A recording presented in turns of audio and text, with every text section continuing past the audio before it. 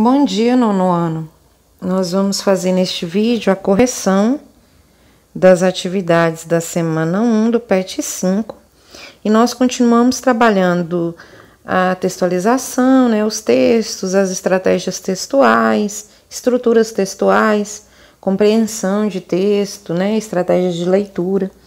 E nós vamos aqui na atividade 1 começar com este primeiro texto aí. 84% dos brasileiros buscam ter uma rotina de autocuidado, mas apenas um terço consegue, revela a pesquisa.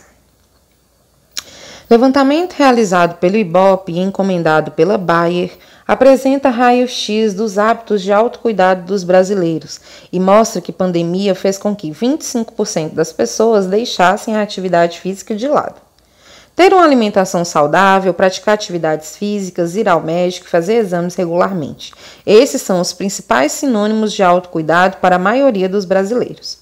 Por outro lado, hábitos como cuidar do corpo, da higiene, evitar o tabagismo e o consumo excessivo de bebidas alcoólicas não são atividades associadas ao autocuidado pela maioria.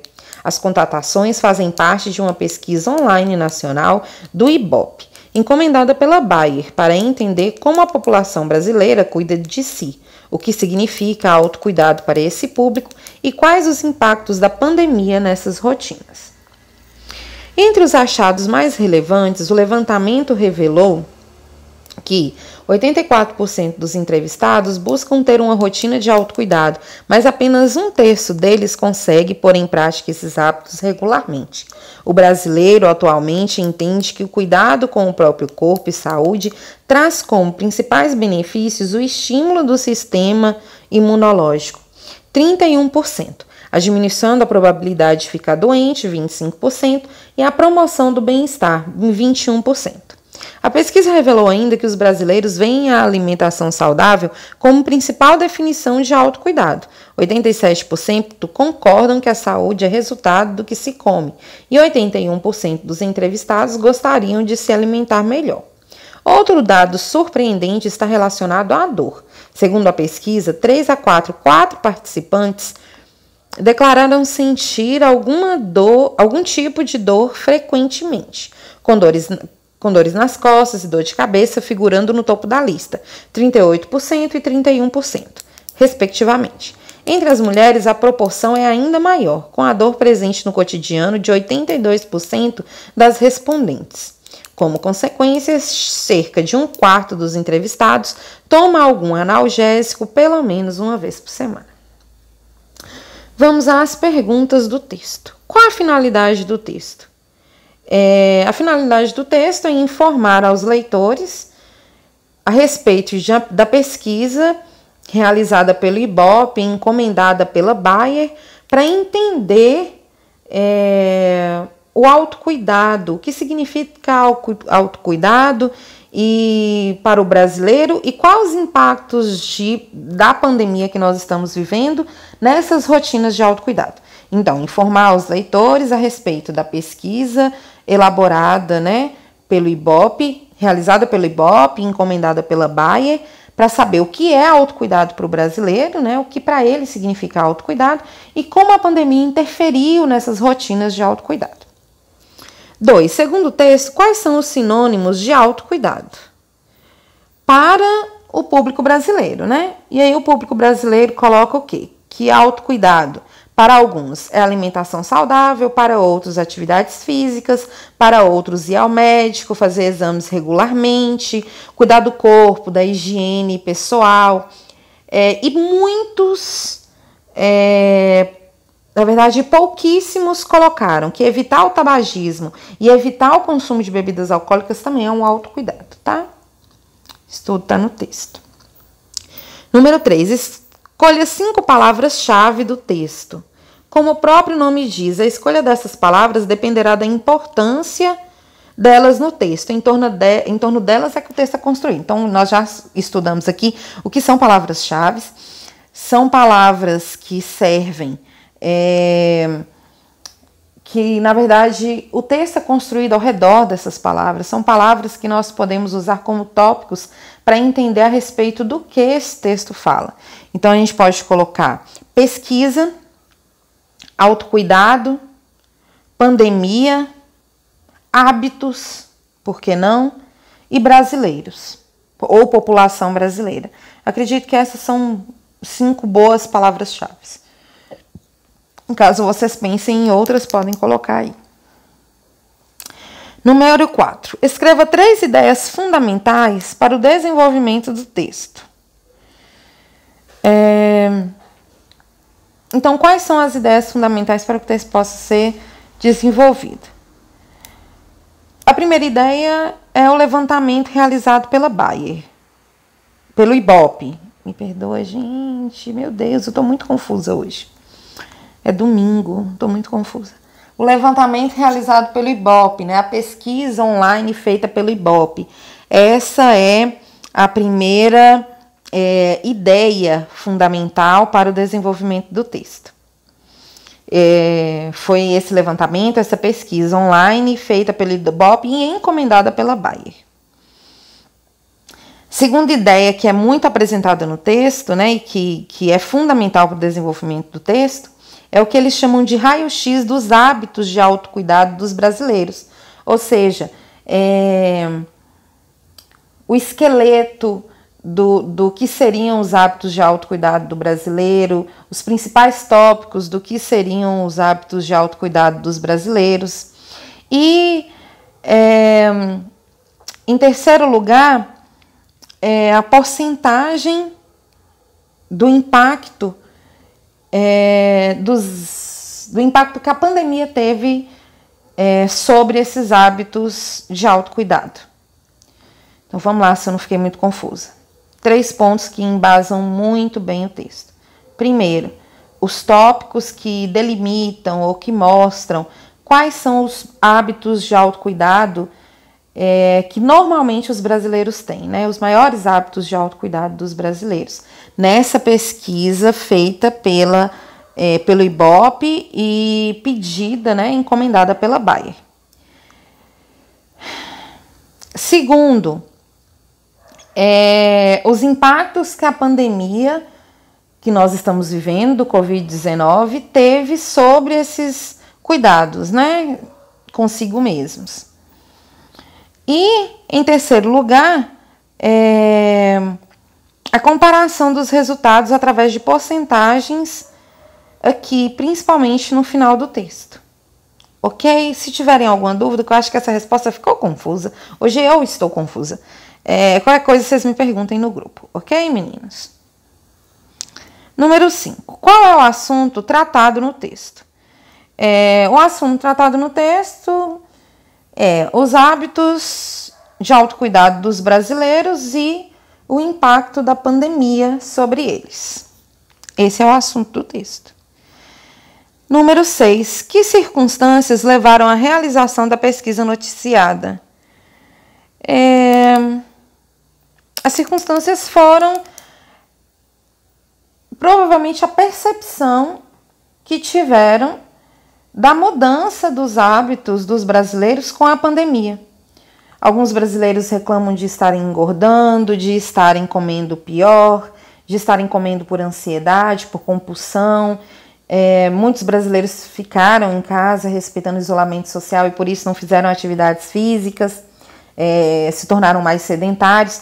Então, com base no que a população diz de modo geral, a pesquisa foi incentivada, né, por essa mudança nos hábitos dos brasileiros por causa da pandemia, nos hábitos de autocuidado dos brasileiros.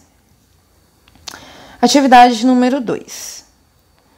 Leia a explicação sobre figuras de linguagem e em seguida leia os textos a seguir e responda.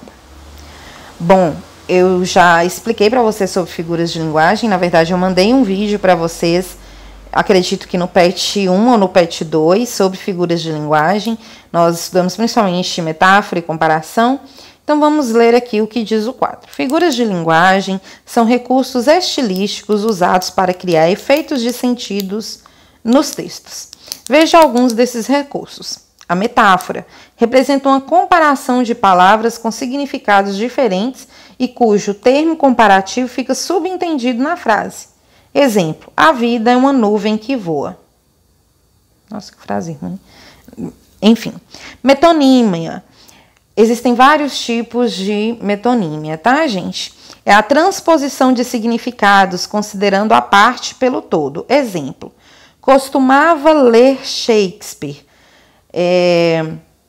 Geralmente ele vai falar o autor pela obra, então está se tomando o autor pela obra e não o contrário. Então está se tomando o todo, né? A parte pelo todo. Está tomando o autor pela obra. Hipérbole. É que nem, por exemplo, um copo d'água. Este tipo de exemplo é metonímia. Hipérbole corresponde ao exagero intencional na expressão. Por exemplo, quase morri de estudar. Falei com vocês 300 vezes. Já o eufemismo é o oposto, né? É utilizado para suavizar o discurso. Exemplo, entregou a alma a Deus, que significa que alguém morreu. Né? Então, é como se você suavizasse um pouco o discurso para que ele não tivesse tanto impacto, né? Personificação ou presopopeia é a atribuição de qualidades e sentimentos. Gente, eu tô falando muito rápido, porque eu já passei vídeos para vocês a respeito das figuras de linguagem, tá? É a atribuição de qualidades e sentimentos humanos a seres irracionais. Por exemplo, Jardim olhava as crianças sem dizer nada. Quem olha, o Jardim tem olhos para olhar? Não, isso é uma característica de gente, de seres humanos, né? Então, é uma personificação, que também é chamada de presopopeia. Antíntese é o uso de termos que têm sentidos opostos. Em exemplo, toda guerra finaliza por onde devia ter começado, a paz. Então, nós temos aí finalize, começado, e principalmente guerra e paz. É uma antítese, é o uso de palavras contrárias, tá? O uso de termos que têm sentidos opostos. Já o pleonasmo é a repetição da palavra ou da ideia contida nela para intensificar o significado. Exemplo, a mim me parece que isso está errado. Na verdade, era parece-me que isso está errado. A mim me parece. É que nem subir para cima, descer para baixo, é pleonasmo. Eu vou mandar os vídeos de novo para vocês com as explicações sobre figuras de linguagem. Leia os textos a seguir e indique qual figura de linguagem foi utilizada em cada um deles. Texto 1. Cascas. Limão desabafa. Já passei muito aperto na minha vida. Aqui a natureza é a estrela hortifruti. Gente, aí nós temos um limão falando, né? Desabafando. Qual é a figura de linguagem que nós temos principalmente aí? A principal figura de linguagem que nós encontramos aí é a personificação ou presopopeia, né? Uma característica do ser humano, desabafar, dada a um limão. Texto 2. Banho e tosa. Aqui, seu cão, sai um gato. Qual a figura de linguagem é utilizada aqui? A figura de linguagem principal utilizada aqui é a metáfora, né? Aqui, seu cão é uma comparação, sai como um gato. Porque o gato é uma comparação implícita. O gato é considerado um animal muito bonito, né? O gato é considerado um animal... Nossa, fulano é um gato. Então, a gente fala que o cão vai sair o gato.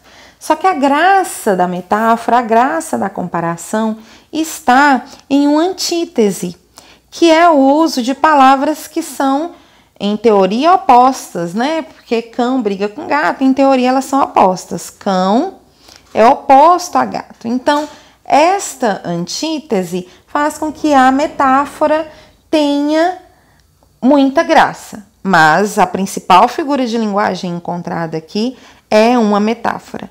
É uma comparação implícita, né? Que o cão vai sair um gato. Texto 3. 5 novidades para deixar você de boca aberta. Fechada, aberta, fechada, aberta, fechada, aberta. Será o que isso quer dizer? Boca fechada, aberta é o movimento de mastigar, né, gente? Boca aberta, boca fechada, morder, mastigar. Qual a figura de linguagem utilizada aí? Antítese, né? é a oposição das palavras fechada e aberta. Número 2. Qual a importância das figuras de linguagem nos textos acima? Gente, lembrando que nesse texto aqui do Pet Shop é metáfora. Eu só vou repetir porque talvez tenha ficado confuso. Existe, né, a oposição da palavra cão com gato, mas ela traz humor. Mas a principal figura de linguagem, e essa figura de linguagem ela utiliza dessa outra, né? A figura de linguagem maior, digamos assim, é a metáfora. É uma comparação implícita, tá? Número 2. Qual a importância das figuras de linguagem nos textos acima? As figuras de linguagem, elas criam efeitos de sentido, elas tornam os textos mais criativos, mais engraçados, mais atrativos. Número 3. Tente reparar nos textos que lê no cotidiano. Para a escola ou para outras finalidades, se aparecem figuras de linguagem e quais efeitos de sentido elas geram. Dê pelo menos 2 exemplos. Isso é uma resposta pessoal dos textos que vocês encontram por aí, que vocês fazem a leitura. Coloquem 2 exemplos aí. Vocês podem recortar de revista se quiserem ou podem apenas escrever, né, transcrever o que vocês leem nesses textos. Meninos e meninas, qualquer dúvida eu estou no grupo sempre. Tenham uma boa semana e até a próxima, tá?